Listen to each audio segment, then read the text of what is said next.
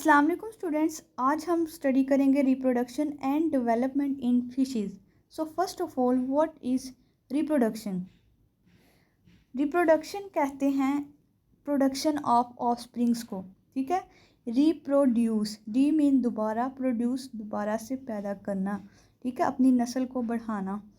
नस्ल बढ़ाने के लिए जो है ना वो रिप्रोडक्शन करनी पड़ती है। अब स्टूडेंट्स, बायो में सर्वाइवल का वर्ड ही उन ऑर्गेनिजम्स के लिए यूज़ किया जाता है जो कि रिप्रोड्यूस करें। ठीक है, अपनी नस्ल बढ़ा सकें। तो रिप्रोडक्शन कहते हैं प्रोडक्शन ऑफ ऑफस्प्रिंग्स को। अब रिप्रोडक्शन की दो टाइप्स हैं, asexual reproduction and sexual reproduction.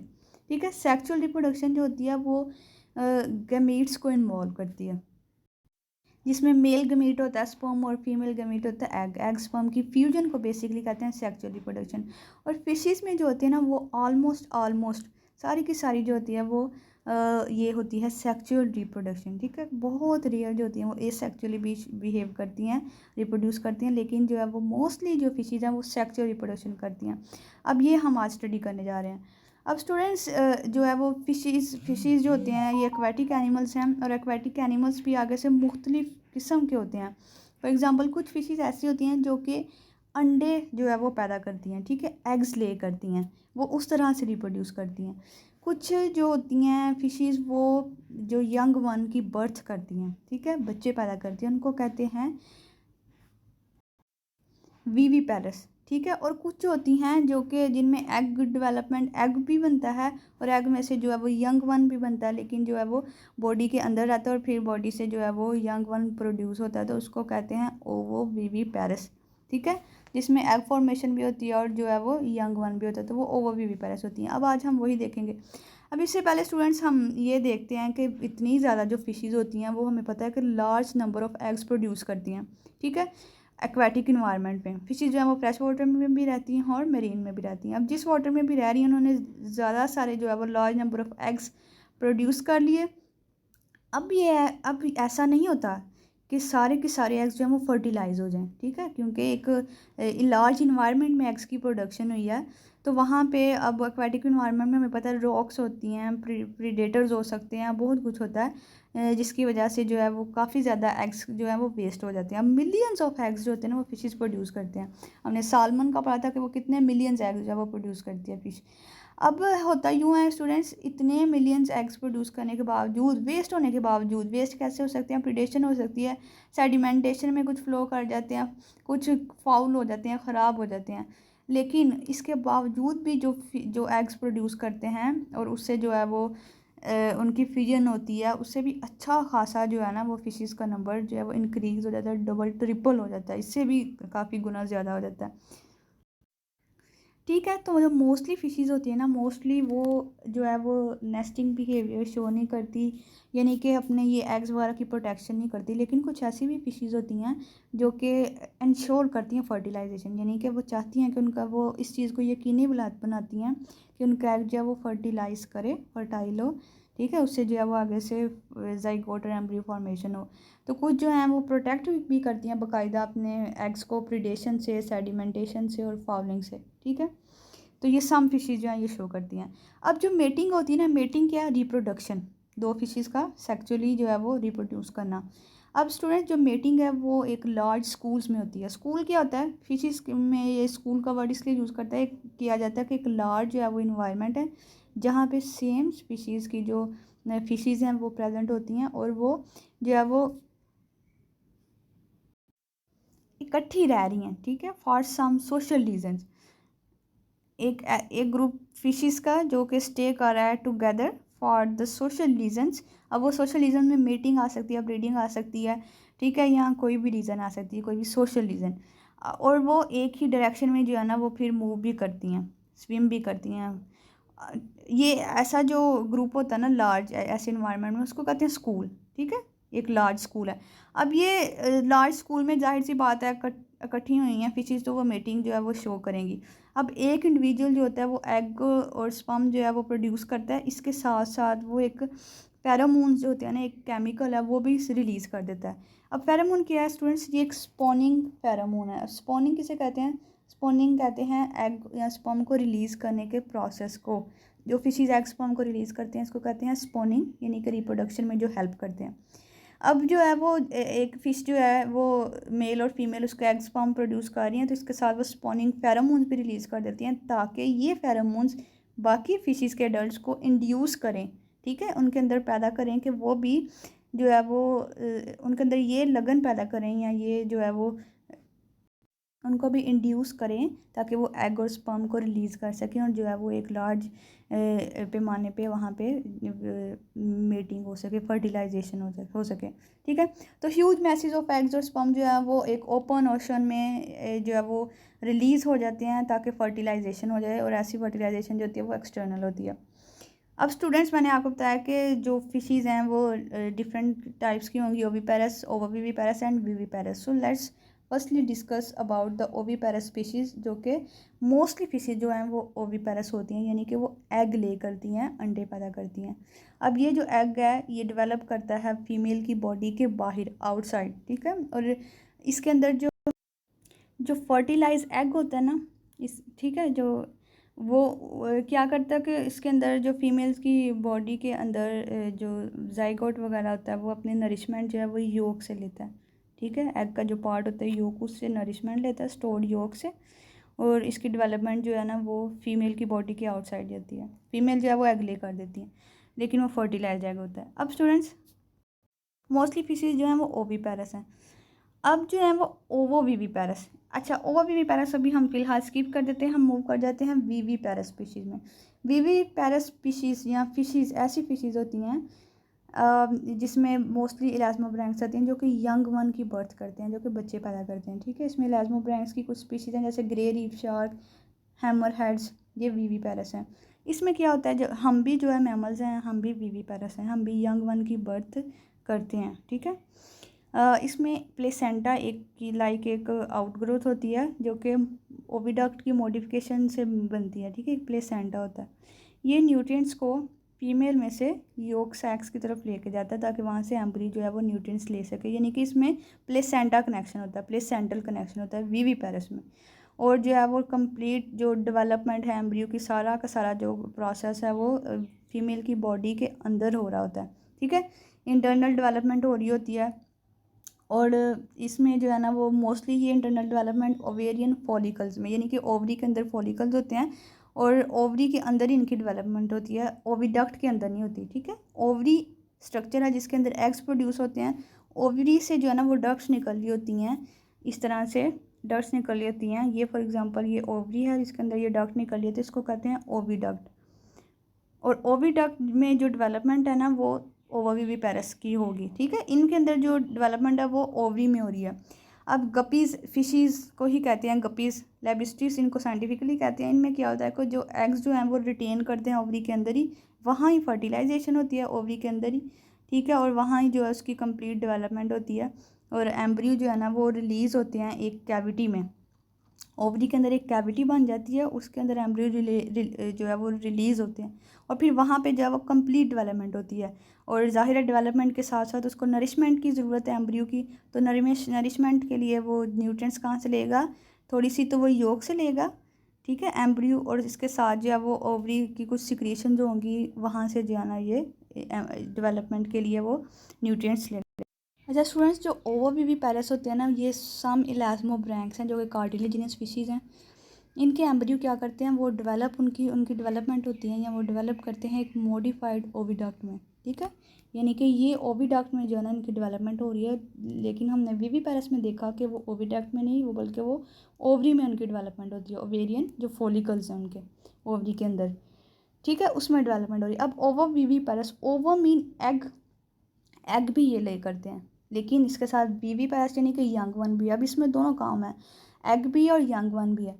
अब ये एग ले नहीं करते, अब इनकी बॉडी के अंदर ही एग के अंदर जो है वो एम्ब्रियो सारा डेवलपमेंट होती है, ठीक है, एम्ब्रियो की डेवलपमेंट होती है ओविडक्ट में। अब वो एम्ब्रियो क्या करता है, उसमें से जैसे जैसे वो डेवलपमेंट उसकी होती है, प्रोसीड होती है, वो न्यूट्रिएंट्स लेता है योक से जो कि एग के अंदर स्टोर है, ठीक है, क्योंकि वो एग के अंदर प्रेजेंट है जो एम्ब्रियो है। अब उसके अंदर उसकी डेवलपमेंट हो रही है, अब स्टूडेंट्स एक बात ये याद रखनी है आपने, वीवी पैरा से ये डिफ़र कर रहे हैं क्योंकि इनमें कोई भी प्लेसेंटल कनेक्शन नहीं है। हमने स्टडी किया कि जो वीवी पैरास है उनमें प्लेसेंटा एक आउटग्रोथ है जिससे वो न्यूट्रिएंट्स मदर से जो है ना वो उसको फीटस को, जो बेबी या बेबी फिश उसको मिल रही है, एम्ब्रियो को, ठीक है, एम्ब्रियो को मिल रही है। लेकिन जो इनमें प्लेसेंटल कनेक्शन नहीं है, ये जो है वो न्यूट्रिएंट सारी की सारी स्टोर्ड जो एग की योक है उससे ले रहे हैं। अब पूरी डेवलपमेंट बॉडी के अंदर हो जाएगी और उसके बाद जो ऑर्गेनिज्म है, लिविंग ऑर्गेनिज्म जो ऑफस्प्रिंग है उसको ये बोन कर देंगे अलाइव, ठीक है, अपनी बॉडी में से ये बोन कर देंगे। तो इस तरह से ये ओवीपेरस, ओवोविविपेरस और विविपेरस जो हैं वो फिशेस होती हैं, इस तरह से ये रिप्रोडक्शन करती हैं। अब स्टूडेंट्स रिप्रोडक्शन वो होती कैसे है, हमने देखा कि जो एग और स्पर्म की फ्यूजन होती है। अब कुछ फिशेज जिनमें इंटरनल फर्टिलाइजेशन होती है उनमें कैसी कौन सा बॉडी का इनमें ऑर्गन प्रेजेंट होता है जो कि इंटरनल फर्टिलाइजेशन करवाता है। अब कुछ फिशेज होती हैं जिनके अंदर स्पेशली स्पर्म ट्रांसफ़र करने के लिए एक स्ट्रक्चर होता है और उस स्पेशल स्ट्रक्चर को कहते हैं क्लैस्पर, ठीक है। ये क्लैस्पर भी जो है ना, ये पर्टिकुलरली जो कार्टिलेजिनस फिशेज है ना, जो मेल इलास्मोब्रांक्स हैं, इलास्मोब्रांक्स का जो मेल है उनके अंदर प्रेजेंट होता है। और बेसिकली इनके अंदर जो पेल्विक फिन होता है ना वही मॉडिफाई होके, ये आप देख सकते हैं, ये क्लैस्पर का स्ट्रक्चर है ये वाला, ठीक है। और ये साथ जो है ना वो जो इनका पेल्विक फिन है वही मॉडिफाई होके उसने ये स्ट्रक्चर बना दिया हुआ है for the transfer of the sperm. अब कप्यूलेशन कहते हैं मीटिंग कोई जिसमें मेल इंसर्ट करता है अपना क्लैस्पर फीमेल की क्लोएका के अंदर, ठीक है, फीमेल की क्लोएका में स्पर्म ट्रांसफ़र करने के लिए। अब स्पर्म ट्रांसफ़र करेंगे, करते करते जाएंगे ग्रूव्स ऑफ द क्लैस्पर में से, क्लैस्पर के अंदर सुराख होंगे, ठीक है, और उस ग्रूव्स में से जो है जाते जाते स्पर्म मूव करेंगे और फिर फीमेल के अंदर रिप्रोडक्टिव ट्रैक्ट में जो है वो फर्टिलाइजेशन हो जाएगी।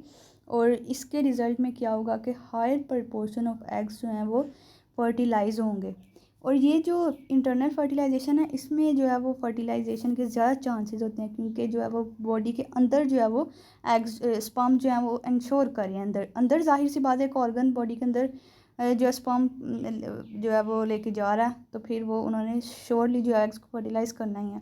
लेकिन जो एक्सटर्नल फर्टिलाइजेशन उसमें एज़ कम्पेयर टू इंटरनल कम चांसेस होते हैं फर्टिलाइजेशन का। हमने देखा कि काफ़ी ज़्यादा फैक्टर्स होते हैं। इस तरह से स्टूडेंट्स जो फिशेस के अंदर इंटरनल फर्टिलाइजेशन होती है ना उनमें एग्स भी कम प्रोड्यूस होते हैं, एग्स कम प्रोड्यूस होते हैं लेकिन उनके फर्टिलाइजेशन के चांसेस ज़्यादा होते हैं। लेकिन जो एक्सटर्नल फर्टिलाइजेशन होते हैं उसमें ज़्यादा से ज़्यादा एग्स प्रोड्यूस होते हैं लेकिन फर्टिलाइजेशन के chances as compare to internal fertilization कम होते हैं। अच्छा स्टूडेंट्स, अब देख लेते हैं कि रिप्रोडक्शन तो होगी, अब उसके बाद जो है वो यंग वन जो हैच होने हैं या फिर उन्होंने उनकी कैसे जो है वो उनकी केयर करनी है भी है कि नहीं। लेकिन जो मोस्टली फिशेज़ होती है ना बहुत ज़्यादा, वो एम्ब्रियो की केयर जो है ना वो नहीं करती, ठीक है। यहाँ पे उनमें बहुत ज़्यादा जो है वो ये एबिलिटी है कि वो बहुत कम अपने एम्ब्रियो की केयर करती हैं या फिर करती ही नहीं है। लेकिन कुछ फिशेज जो होती हैं ना वो बाकायदा नेस्ट बनाती हैं अपने एम्ब्रियो की, प्रॉपर जो है वो उसके डेवलपमेंट जब तक हो नहीं होती तब तक उसकी जो है वो केयर करती हैं, ठीक है। क्या करती हैं वो कंस्ट्रक्ट करती हैं नेस्ट, और कुछ जो होती हैं वो अपने एम्ब्रियो को कैरी भी करती हैं जब तक उनकी डेवलपमेंट ना हो, ठीक है। कैसे केयर करती हैं वो इस तरह से कि जो क्लस्टर्स ऑफ एम्ब्रियोज होते हैं ना, बंच ऑफ एम्ब्रियोज, वो उनको रखती हैं एक स्पेशल पाउचेज़ में। उनको अपने इनकी इनकी बॉडी के पार्ट के साथ कुछ जो है ना वो ऐसे स्पेशल ये पाउचेज़ जो हैं वो बनाती हैं जिनमें ये अपने एम्ब्रियोज को जो है वो प्लेस करती हैं। और या फिर उसके अलावा अपने एम्ब्रियो ये जो यंग वन होता है उसको जो है वो अपने जो माउथ होता है या फिर उसमें रख लेती हैं ताकि जो है ना इसकी प्रॉपर जो है वो डेवलपमेंट हो, यानी कि केयरिंग जो है ना वो फिनोमिना, एक पेटर्नल केयर, पेरेंटल केयर जो है ना वो ये बाकायदा शो करती हैं। अब कुछ जो हैं वो बेस्ट नाउन ब्रूडर्स हैं फिशेज़ में जिनको कहा जाता है सी हॉर्सेस, जिसमें आती हैं, और कुछ पाइप फिशेज़ हैं। सी हॉर्सेस जिनको साइंटिफिकली हिप्पोकैम्पस कहते हैं, पाइप फिशेज़ सिग्नेथस कहते हैं जिनको। ये बेस्ट नाउन ब्रूडर्स हैं, यानी कि बहुत जो है ना वो अपने ये यंग वन की जो है वो अच्छी सी उसकी डेवलपमेंट होने तक ये उसकी प्रॉपर केयर करते हैं। अच्छा, इन्होंने ना अपने जो वेंट्रल नीचे वाली जो बॉडी के नीचे वाली जो पोर्शन होता है ना अपनी वेंट्रल साइड पे, वहाँ पे जो है वो एक स्ट्रक्चर जो है वो बनाया होता है, वहाँ पे ये प्रॉपरली अपने एम्ब्रियो को कैरी करती हैं और उधर उनकी केयर करती हैं। अब एक मेल ब्राज़ीलियन कैटफिश है जो कि अपने एम्ब्रियो को ब्रूड करती है, उसकी केयर करने के लिए उसको रखती है कहाँ पे, अपने लोअर लिप में। उनका उसका लोअर लिप जो है इनका ब्राज़ीलियन कैटफिश का इनलार्ज हुआ होता है, तो उसके अंदर जो है ना ये अपने एम्ब्रियो को ब्रूड करती है और उसकी जब तक डेवलपमेंट नहीं होती उसकी तब तक केयर करती है। यहाँ पे आप देख सकते हैं ये कैटफिश है, ठीक है। ये इन ब्रिसल्स की वजह से इसको कैटफिश का नाम दिया गया। अब नेक्स्ट हम देखते हैं कि अब कुछ फिशीज़ की स्पीशीज़ ऐसी हैं कि जो कि शॉर्ट टर्म केयर शो करती हैं अपने जो यंग वन जब तक हैचिंग नहीं होती, और कुछ जो है वो लॉन्ग टर्म केयर जो है वो शो करती हैं। अब हम देखते हैं कि शॉर्ट टर्म कौन शेयर करती हैं, शो करती हैं केयर, और लॉन्ग टर्म केयर कौन सी स्पीशीज़ शो करती हैं। सन फिशीज़ एंड स्टिकल बैक्स जो फिशीज़ हैं ये शॉर्ट टर्म केयर यानी कि थोड़े अरसे के लिए जो है ना वो केयर शो करती हैं पोस्ट हैचिंग यंग, यानी कि जब उनका यंग वन हैच हो जाता है, ठीक है, हैचिंग उसकी हो जाती है, उसके बाद पोस्ट करते हैं बाद में, तो बाद में ये केयर जो है ना वो शॉर्ट टर्म के लिए करते हैं। कैसे करते हैं, ये जो मेल स्टिकल बैग्स होते हैं ना, जो इनका मेल होता है वो असेंबल इकट्ठा करता है फ्रेश प्लांट मटेरियल को एक ज़्यादा सारे मैस में, जहाँ पे जो है वो अपने यंग वन को वो उसको रखता है, एक उसको पनाह मतलब मिलती है, वो एक प्लांट मटेरियल एक उसको जगह मिल रही है, वहाँ पे उसकी कुछ अरसे के लिए उसकी केयर करता है। अगर कोई ऑस्प्रिंग जो होता है वो इधर उधर चला जाए, ठीक है, दूर चला जाए अपने नेस्ट से, वो जो फ्रेश प्लांट मटेरियल उसका नेस्ट बनाया हुआ ना उन्होंने, तो अगर वो नेस्ट से कोई भी जो ऑफस्प्रिंग है वो दूर चला जाए तो मेल क्या करता है, उसको अपने माउथ में रख के उसको वापस लेके आता है और उसको दोबारा से नेस्ट में रख देता है। जो सनफिश के मेल्स हैं ना वो भी बिल्कुल यही करते हैं अगर उनका यंग वन जो है वो थोड़ा दूर चला जाए अपने स्कूल से या फिर अपने नेस्ट से। तो जो रिसेंटली हैच्ड फिशेस के जो ये यंग वंस होते हैं ना ये वही ऐसा करते हैं। तो अगर वो चला जाए तो वो क्या करते हैं, अपने माउथ में रख के उसको दोबारा से अपने नेस्ट में ले आते हैं। अब जो चिचलिडी, ये एक चिचलिडी की फैमिली से जो स्पीशीज़ बिलोंग करती हैं ना, अब ये फिशेस लॉन्ग टर्म यानी कि लंबे अरसे के लिए जो है ना वो केयर शो करती हैं। ये क्या करती हैं कि अपने माउथ के अंदर यंग को जो है वो ब्रूड करवाती हैं, और इनका जो माउथ होता है वही इनको एक एज ए नेस्ट जो है वो प्रोवाइड कर रहा होता है। अब